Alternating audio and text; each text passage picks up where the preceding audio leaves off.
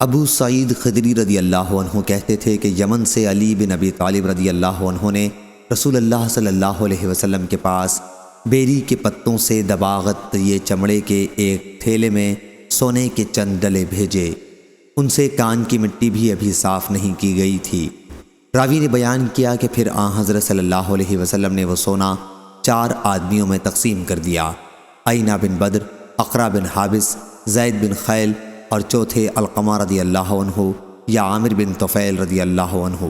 آپ کے اصحاب میں سے ایک صاحب نے اس پر کہا کہ ان لوگوں سے زیادہ ہم اس سونے کے مستحق تھے۔ راوی نے بیان کیا کہ جب حضرت صلی اللہ علیہ وسلم کو معلوم ہوا تو آپ نے فرمایا کہ تم مجھ پر اعتبار نہیں کرتے، حالانکہ اس اللہ نے مجھ پر اعتبار کیا ہے جو آسمان پر ہے، اور اس کی جو آسمان پر ہے وہی میرے پاس صبح و شام آتی ہے۔ راوی نے بیان کیا کہ پھر ایک شخص جس کی آنکھیں دھسی ہوئی تھیں، دونوں رخسار پھولے ہوئے تھے، پیشانی بھی ابری ہوئی تھی، گھنی داڑھی اور سر مڑا ہوا، تہبند اٹھائے ہوئے تھا، کھڑا ہوا اور کہنے لگا: یا رسول اللہ، اللہ سے ڈریے۔ آپ صلی اللہ علیہ وسلم نے فرمایا: افسوس تجھ پر، کیا میں اس روئے زمین پر اللہ سے ڈرنے کا سب سے زیادہ مستحق نہیں ہوں؟ راوی نے بیان کیا پھر وہ شخص چلا گیا۔ خالد بن ولید رضی اللہ عنہ نے عرض کیا: یا رسول اللہ، میں کیوں نہ اس شخص کی گردن مار دوں؟ آپ صلی اللہ علیہ وسلم نے فرمایا: نہیں، شاید وہ نماز پڑھتا ہو۔ اس پر خالد رضی اللہ عنہ نے عرض کیا کہ بہت سے نماز پڑھنے والے ایسے ہیں جو زبان سے اسلام کا دعویٰ کرتے ہیں اور ان کے دل میں وہ نہیں ہوتا۔ آپ صلی اللہ علیہ وسلم نے فرمایا: اس کا حکم نہیں ہوا ہے کہ لوگوں کے دلوں کی کھوج لگاؤں، اور نہ اس کا حکم ہوا ہے کہ ان کے پیٹ چاک کروں۔ راوی نے کہا پھر حضرت صلی اللہ علیہ وسلم نے اس منافق کی طرف دیکھا تو وہ پیٹھ پھیر کر جا رہا تھا۔ آپ نے فرمایا کہ اس کی نسل سے ایک ایسی قوم نکلے گی جو کتاب اللہ کی تلاوت بڑی خوش الحانی کے ساتھ کرے گی، لیکن وہ ان کے حلق سے نیچے نہیں اترے گا۔ دین سے وہ لوگ اس طرح نکل چکے ہوں گے جیسے تیر جانور کے پار نکل جاتا ہے۔ اور میرا خیال ہے کہ آپ صلی اللہ علیہ وسلم نے یہ بھی فرمایا: اگر میں ان کے دور میں ہوا تو سمود کی قوم کی طرح ان کو بالکل قتل کر ڈالوں گا۔ صحیح بخاری حدیث نمبر 4351۔ جابر رضی اللہ عنہ نے بیان کیا کہ نبی کریم صلی اللہ علیہ وسلم نے حضرت علی رضی اللہ عنہ سے جب وہ یمن سے مکہ آئے فرمایا تھا کہ وہ اپنے احرام پر باقی رہیں۔ محمد بن بکر نے ابن جرید سے اتنا بڑھایا کہ ان سے عطا نے بیان کیا کہ حضرت جابر رضی اللہ عنہ نے کہا: حضرت علی رضی اللہ عنہ اپنی ولایت یمن سے آئے تو آپ صلی اللہ علیہ وسلم نے ان سے دریافت فرمایا: علی، تم نے احرام کس طرح باندھا ہے؟ عرض کیا کہ جس طرح احرام آپ نے باندھا ہو۔ فرمایا پھر قربانی کا جانور بھیج دو اور جس طرح احرام باندھا ہے اسی کے مطابق عمل کرو۔ بیان کیا حضرت علی رضی اللہ عنہ حضرت صلی اللہ علیہ وسلم کے لیے قربانی کے جانور لائے تھے۔ صحیح بخاری حدیث نمبر 4352۔ جریر بن عبداللہ بجلی رضی اللہ عنہ نے بیان کیا کہ جاہلیت میں ایک بت خانہ ذوالخلصہ نامی تھا، اسے کعبہ یمانیہ اور کعبہ شامیہ بھی کہا جاتا تھا۔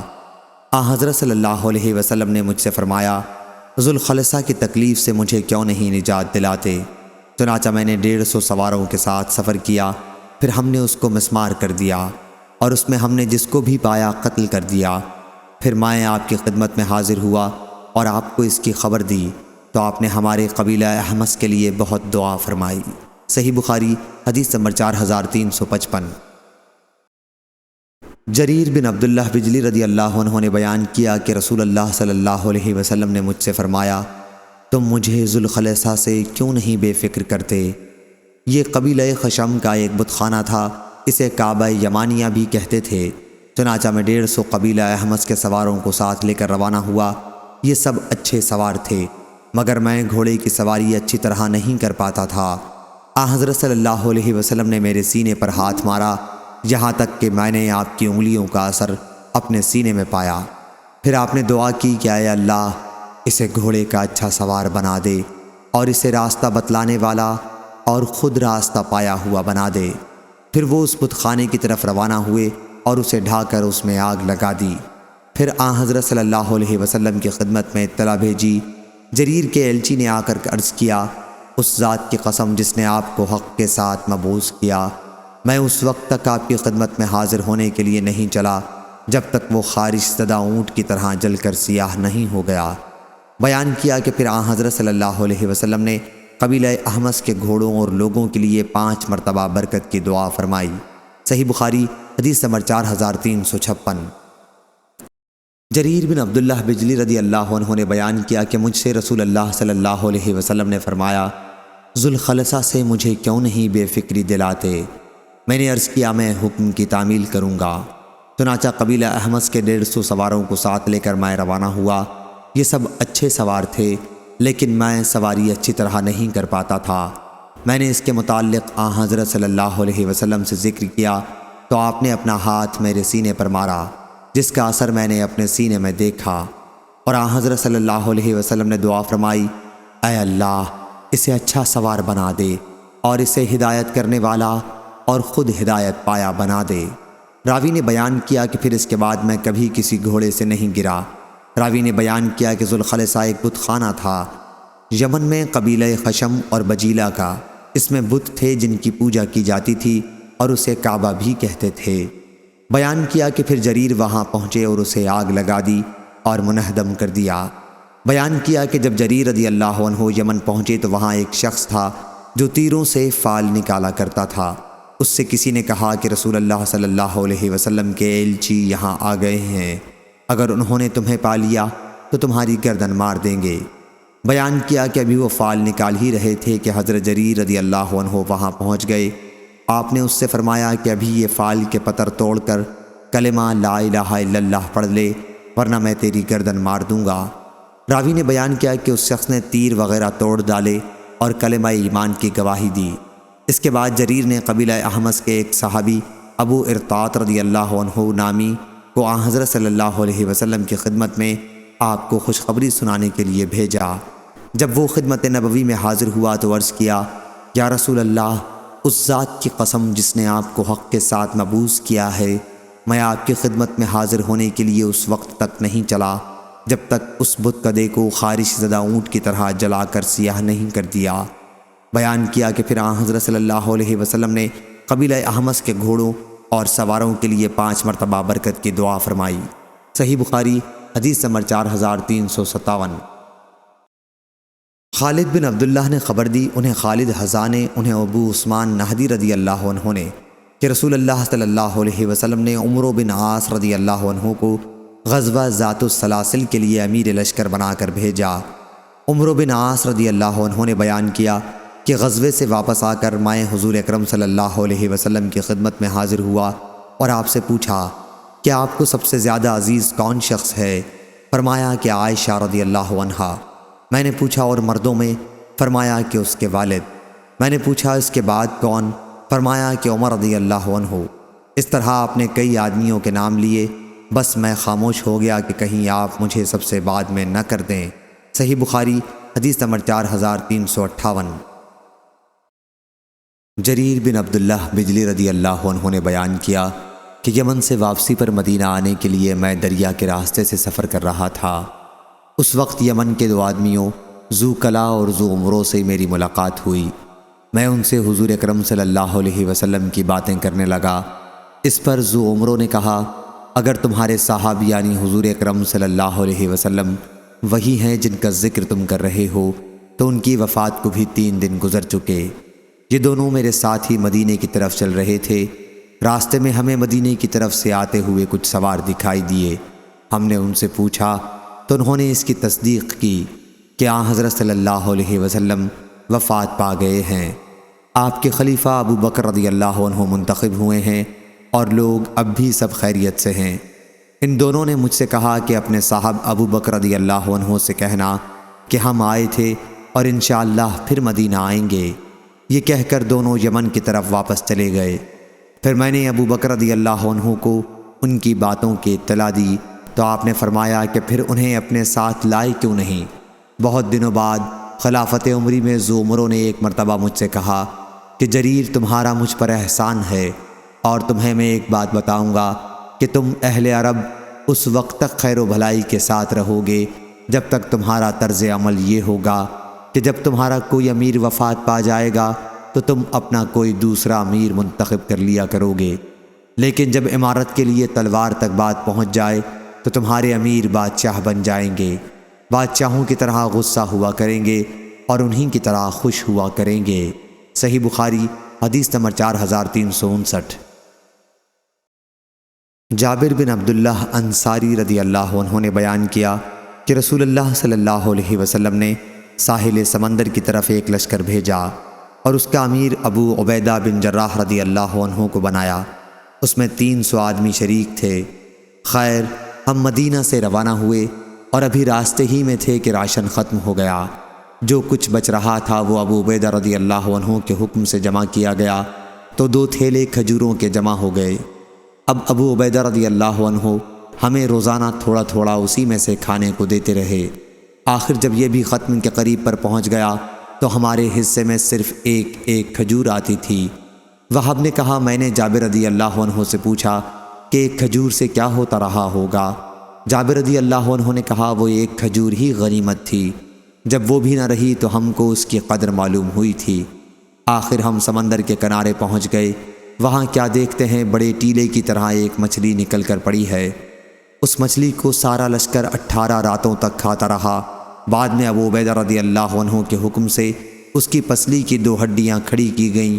وہ اتنی اونچی تھیں کہ اونٹ پر کجاوا کسا گیا، وہ ان کے نیچے سے نکل گیا اور ہڈیوں کو بالکل نہیں لگا۔ صحیح بخاری حدیث نمبر 4360۔ سفیان بن عینہ نے بیان کیا، کہا کہ ہم نے عمرو بن دینار سے جو یاد کیا وہ یہ ہے کہ انہوں نے بیان کیا کہ میں نے جابر رضی اللہ عنہ سے سنا، انہوں نے بیان کیا کہ ہمیں رسول اللہ صلی اللہ علیہ وسلم نے 300 سواروں کے ساتھ بھیجا اور ہمارا امیر ابو عبیدہ ابن الجراح رضی اللہ عنہ کو بنایا تاکہ ہم قریش کے قافلہ تجارت کی تلاش میں رہیں۔ ساحل سمندر پر ہم 15 دن تک پڑاؤ ڈالے رہے۔ ہمیں اس سفر میں بڑی سخت بھوک اور فاقے کا سامنا کرنا پڑا، یہاں تک نوبت پہنچی کہ ہم نے ببول کے پتے کھا کر وقت گزارا، اسی لیے اس فوج کا لقب پتوں کی فوج ہو گیا۔ پھر اتفاق سے سمندر نے ہمارے لیے ایک مچھلی جیسا جانور ساحل پر پھینک دیا، اس کا نام عنبر تھا۔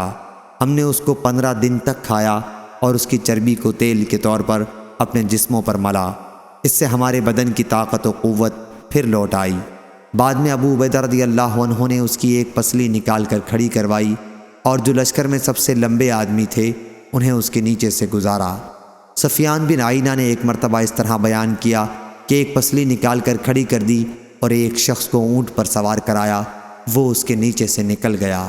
جابر رضی اللہ عنہ نے بیان کیا کہ لشکر کے ایک آدمی نے پہلے 3 اونٹ ذبح کیے، پھر 3 اونٹ ذبح کیے اور جب تیسری مرتبہ 3 اونٹ ذبح کیے تو ابو عبیدہ رضی اللہ عنہ نے انہیں روک دیا، کیونکہ اگر سب اونٹ ذبح کر دیے جاتے تو سفر کیسے ہوتا۔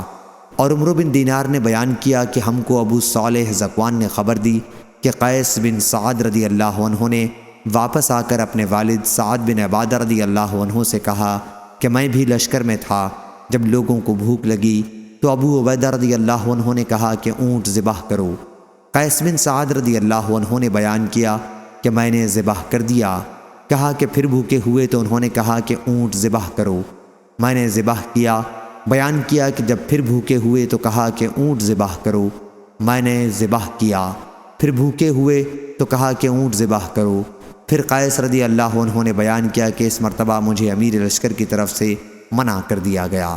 صحیح بخاری حدیث نمبر 4361۔ عمرو بن دینار نے خبر دی اور انہوں نے جابر بن عبداللہ انصاری رضی اللہ عنہ سے سنا، انہوں نے بیان کیا کہ ہم پتوں کی فوج میں شریک تھے، ابو عبیدہ رضی اللہ عنہ ہمارے امیر تھے۔ پھر ہمیں شدت سے بھوک لگی، آخر سمندر نے ایک ایسی مردہ مچھلی باہر پھینکی کہ ہم نے ویسی مچھلی پہلے نہیں دیکھی تھی، اسے عنبر کہتے تھے۔ وہ مچھلی ہم نے 15 دن تک کھائی۔ پھر ابو عبیدہ رضی اللہ عنہ نے اس کی ہڈی کھڑی کروا دی تو اونٹ کا سوار اس کے نیچے سے گزر گیا۔ ابن جریج نے بیان کیا کہ پھر مجھے ابو زبیر نے خبر دی اور انہوں نے جابر رضی اللہ عنہ سے سنا، انہوں نے بیان کیا کہ ابو عبیدہ رضی اللہ عنہ نے کہا اس مچھلی کو کھاؤ۔ پھر جب ہم مدینہ لوٹ کر آئے تو ہم نے اس کا ذکر نبی کریم صلی اللہ علیہ وسلم سے کیا۔ آپ نے فرمایا کہ وہ روزی کھاؤ جو اللہ تعالیٰ نے تمہارے لیے بھیجی ہے، اگر تمہارے پاس اس میں سے کچھ بچی ہو تو مجھے بھی کھلاؤ۔ چنانچہ ایک آدمی نے اس کا گوشت لا کر آپ کی خدمت میں پیش کیا اور آپ نے بھی اسے تناول فرمایا۔ صحیح بخاری حدیث نمبر 4362۔ فلیح بن سلیمان نے بیان کیا کہ ان سے زہری نے، ان سے حمید بن عبد الرحمن نے اور ان سے ابو ہریرہ رضی اللہ عنہ نے کہ نبی کریم صلی اللہ علیہ وسلم نے حضرت ابو بکر رضی اللہ عنہ کو حجۃ الوداع سے پہلے جس حج کا امیر بنا کر بھیجا تھا، اس میں حضرت ابو بکر رضی اللہ عنہ نے مجھے کئی آدمیوں کے ساتھ قربانی کے دن منا میں یہ اعلان کرنے کے لیے بھیجا تھا کہ اس سال کے بعد کوئی مشرک بیت اللہ کا حج کرنے نہ آئے اور نہ کوئی شخص بیت اللہ کا طواف ننگے ہو کر کرے۔ صحیح بخاری حدیث نمبر 4363۔ ابو اسحاق نے بیان کیا اور ان سے برا بن عازب رضی اللہ عنہ نے بیان کیا کہ سب سے آخری سورہ جو پوری اتری وہ سورہ برات، سورہ توبہ تھی، اور آخری آیت جو اتری وہ سورہ نساء کی یہ آیت ہے، یستفتونک قل اللہ یفتیکم فی کلالہ۔ صحیح بخاری حدیث نمبر 4364۔ عمران بن حسین نے بیان کیا کہ بنو تمیم کے چند لوگوں کا ایک وفد نبی کریم صلی اللہ علیہ وسلم کی خدمت میں حاضر ہوا تو آپ نے ان سے فرمایا، اے بنو تمیم بشارت قبول کرو۔ وہ کہنے لگے کہ بشارت تو آپ ہمیں دے چکے، کچھ مال بھی دیجئے۔ ان کے اس جواب پر حضور اکرم صلی اللہ علیہ وسلم کے چہرے مبارک پر ناگواری کا اثر دیکھا گیا۔ پھر یمن کے چند لوگوں کا ایک وفد حضرت صلی اللہ علیہ وسلم کی خدمت میں حاضر ہوا تو آپ نے ان سے فرمایا کہ بنو تمیم نے بشارت نہیں قبول کی، تم قبول کر لو۔ انہوں نے عرض کیا، یا رسول اللہ ہم کو بشارت قبول ہے۔ صحیح بخاری حدیث نمبر 4365۔ حضرت ابو ہریرہ رضی اللہ عنہ نے بیان کیا کہ میں اس وقت سے ہمیشہ بنو تمیم سے محبت رکھتا ہوں جب سے نبی کریم صلی اللہ علیہ وسلم کی زبانی ان کی 3 خوبیاں میں نے سنی ہیں۔ حضرت صلی اللہ علیہ وسلم نے ان کے متعلق فرمایا تھا کہ بنو تمیم دجال کے حق میں میری امت کے سب سے زیادہ سخت لوگ ثابت ہوں گے، اور بنو تمیم کی ایک قیدی خاتون عائشہ رضی اللہ عنہا کے پاس تھیں۔ حضرت صلی اللہ علیہ وسلم نے فرمایا کہ اسے آزاد کر دو، کیونکہ یہ اسماعیل علیہ السلام کی اولاد میں سے ہے اور ان کے یہاں سے زکوٰۃ وصول ہو کر آئی۔ تو آپ نے فرمایا کہ یہ قوم کی، یا یہ فرمایا کہ یہ میری قوم کی زکوٰۃ ہے۔ صحیح بخاری حدیث نمبر 4366۔ ابن جریج نے خبر دی، انہیں ابن ابی ملیکہ نے، اور انہیں عبداللہ بن زبیر رضی اللہ عنہ نے خبر دی کہ بنو تمیم کے چند سوار نبی کریم صلی اللہ علیہ وسلم کی خدمت میں حاضر ہوئے اور عرض کی کہ آپ ہمارا کوئی امیر منتخب کر دیجئے۔ ابو بکر رضی اللہ عنہ نے کہا کہ قعقاع بن معبد بن زرارہ رضی اللہ عنہ کو امیر منتخب کر دیجئے۔ عمر رضی اللہ عنہ نے عرض کیا کہ یا رسول اللہ بلکہ آپ اقرع بن حابس رضی اللہ عنہ کو ان کا امیر منتخب فرما دیجئے۔ اس پر ابو بکر رضی اللہ عنہ نے عمر رضی اللہ عنہ سے کہا کہ تمہارا مقصد صرف مجھ سے اختلاف کرنا ہے۔ عمر رضی اللہ عنہ نے کہا کہ نہیں، میری غرض مخالفت کی نہیں ہے۔ دونوں اتنا جھگڑے کہ آواز بلند ہو گئی۔ اس پر سورہ حجرات کی یہ آیت نازل ہوئی، یا ایھا الذین آمنوا لا تقدموا، آخر آیت تک۔ صحیح بخاری حدیث نمبر 4367۔ قرہ بن خالد نے بیان کیا، ان سے ابو حمزہ نے، کہ میں نے ابن عباس رضی اللہ عنہ سے پوچھا کہ میرے پاس ایک گھڑا ہے جس میں میرے لیے نیند یعنی کھجور کا شربت بنایا جاتا ہے، میں وہ میٹھے رہنے تک پیا کرتا ہوں، بعض وقت بہت پی لیتا ہوں اور لوگوں کے پاس دیر تک بیٹھا رہتا ہوں تو ڈرتا ہوں کہ کہیں فضیحت نہ ہو، لوگ کہنے لگیں کہ یہ نشہ باز ہے۔ اس پر ابن عباس رضی اللہ عنہ نے کہا کہ قبیلہ عبد القیس کا وفد نبی کریم صلی اللہ علیہ وسلم کی خدمت میں حاضر ہوا تو آپ نے فرمایا، اچھے آئے، نہ ذلیل ہوئے نہ شرمندہ، خوشی سے مسلمان ہو گئے، نہ ہوتے تو ذلت اور شرمندگی حاصل ہوتی۔ انہوں نے عرض کیا، یا رسول اللہ ہمارے اور آپ کے درمیان میں مشرکین کے قبائل پڑتے ہیں، اس لیے ہم آپ کی خدمت میں صرف حرمت والے مہینوں میں ہی حاضر ہو سکتے ہیں، آپ ہمیں وہ احکام و ہدایات سنا دیں کہ اگر ہم ان پر عمل کرتے رہیں تو جنت میں داخل ہوں، اور جو لوگ ہمارے ساتھ نہیں آ سکے ہیں انہیں بھی وہ ہدایات پہنچا دیں۔ حضرت صلی اللہ علیہ وسلم نے فرمایا کہ میں تمہیں 4 چیزوں کا حکم دیتا ہوں اور 4 چیزوں سے روکتا ہوں، میں تمہیں حکم دیتا ہوں اللہ پر ایمان لانے کا۔ تمہیں معلوم ہے اللہ پر ایمان لانا کسے کہتے ہیں؟ اس کی گواہی دینا کہ اللہ کے سوا کوئی معبود نہیں، نماز قائم کرنے کا، زکوٰۃ دینے، رمضان کے روزے رکھنے اور مال غنیمت میں سے 5واں حصہ بیت المال کو ادا کرنے کا حکم دیتا ہوں۔ اور میں تمہیں 4 چیزوں سے روکتا ہوں، یعنی کدو کے توبے میں اور کریدی ہوئی لکڑی کے برتن میں اور سبز لاکھی برتن میں اور روغنی برتن میں نبیذ بھگونے سے منع کرتا ہوں۔ صحیح بخاری حدیث نمبر 4368۔ ابو جمرہ نے بیان کہا کہ میں نے ابن عباس رضی اللہ عنہ سے سنا کہ وہ بیان کرتے تھے کہ جب قبیلہ عبد القیس کا وفد حضور اکرم صلی اللہ علیہ وسلم کی خدمت میں حاضر ہوا تو انہوں نے عرض کیا، یا رسول اللہ، ہم قبیلہ ربیعہ کی ایک شاخ ہیں اور ہمارے اور آپ کے درمیان کفار مضر کے قبائل پڑتے ہیں۔ ہم حضور صلی اللہ علیہ وسلم کی خدمت میں صرف حرمت والے مہینوں میں ہی حاضر ہو سکتے ہیں، اس لیے آپ چند ایسی باتیں بتلا دیجئے کہ ہم بھی ان پر عمل کریں، اور جو لوگ ہمارے ساتھ نہیں آ سکے ہیں انہیں بھی اس کی دعوت دیں۔ حضرت صلی اللہ علیہ وسلم نے فرمایا کہ میں تمہیں 4 چیزوں کا حکم دیتا ہوں اور 4 چیزوں سے روکتا ہوں۔ میں تمہیں حکم دیتا ہوں اللہ پر ایمان لانے کا، یعنی اس کی گواہی دینا کہ اللہ کے سوا کوئی معبود نہیں۔ پھر آپ نے اپنی انگلی سے ایک اشارہ کیا اور نماز قائم کرنے کا، زکوٰۃ دینے کا اور اس کا مال غنیمت میں سے 5واں حصہ بیت المال کو ادا کرتے رہنا۔ اور میں تمہیں دبا، نقیر، مزفت اور حنتم کے برتنوں کے استعمال سے روکتا ہوں۔ صحیح بخاری حدیث نمبر 4369۔ قریب ابن عباس کے غلام نے بیان کیا کہ ابن عباس، عبد الرحمن بن اظہر اور مسعود بن مخرمہ نے انہیں عائشہ رضی اللہ عنہا کی خدمت میں بھیجا اور کہا کہ ام المومنین سے ہمارا سب کا سلام کہنا اور عصر کے بعد 2 رکعتوں کے متعلق ان سے پوچھنا، اور یہ کہ ہمیں معلوم ہوا ہے کہ آپ انہیں پڑھتی ہیں، اور ہمیں یہ بھی معلوم ہوا ہے کہ رسول اللہ صلی اللہ علیہ وسلم نے انہیں پڑھنے سے روکا تھا۔ ابن عباس نے کہا کہ میں نے ان 2 رکعتوں کے پڑھنے پر عمر رضی اللہ عنہ کے ساتھ ان کے دور خلافت میں لوگوں کو مارا کرتا تھا۔ قریب نے بیان کیا کہ پھر میں ام المومنین کی خدمت میں حاضر ہوا اور ان کا پیغام پہنچایا۔ عائشہ رضی اللہ عنہا نے فرمایا کہ اس کے متعلق ام سلمہ سے پوچھو۔ میں نے ان حضرات کو آ کر اس کی اطلاع دی تو انہوں نے مجھ کو ام سلمہ کی خدمت میں بھیجا، وہ باتیں پوچھنے کے لیے جو عائشہ سے انہوں نے پوچھوائی تھیں۔ ام سلمہ نے فرمایا کہ میں نے خود بھی رسول اللہ صلی اللہ علیہ وسلم سے سنا ہے کہ آپ عصر کے بعد 2 رکعتوں سے منع کرتے تھے، لیکن ایک مرتبہ آپ نے عصر کی نماز پڑھی، پھر میرے یہاں تشریف لائے۔ میرے پاس اس وقت قبیلہ بنو حرام کی کچھ عورتیں بیٹھی ہوئی تھیں اور آپ نے 2 رکعت نماز پڑھی۔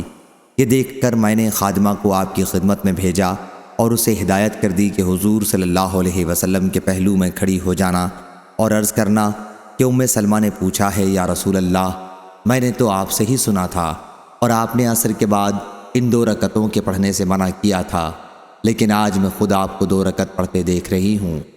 اگر حضرت صلی اللہ علیہ وسلم ہاتھ سے اشارہ کریں تو پھر پیچھے ہٹ جانا۔ خادمہ نے میری ہدایت کے مطابق کیا اور حضور صلی اللہ علیہ وسلم نے ہاتھ سے اشارہ کیا تو وہ پیچھے ہٹ گئی۔ پھر جب فارغ ہوئے تو فرمایا، اے ابو امیہ کی بیٹی، عصر کے بعد کی 2 رکعتوں کے متعلق تم نے سوال کیا ہے۔ وجہ یہ ہوئی تھی کہ قبیلہ عبد القیس کے کچھ لوگ میرے یہاں اپنی قوم کا اسلام لے کر آئے تھے اور ان کی وجہ سے ظہر کے بعد کی 2 رکعتیں میں نہیں پڑھ سکا تھا۔ یہ وہی 2 رکعتیں ہیں۔ صحیح بخاری حدیث نمبر 4370۔